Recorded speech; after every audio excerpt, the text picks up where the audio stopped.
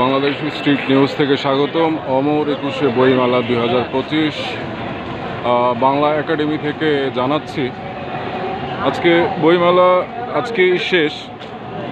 এটি আসলে বাংলাদেশের বাঙালিদের একমাত্র প্রাণের মেলা।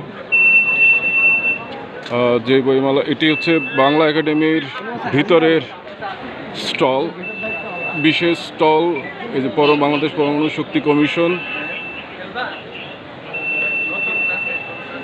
আমি শুধু আপনাদেরকে এক নজরে দেখাবো যারা আসলে বইমেলায় আসেননি। বইমেলা প্রাঙ্গণ থেকে আমি আপনাদেরকে আপডেট জানাবো যে বইমেলা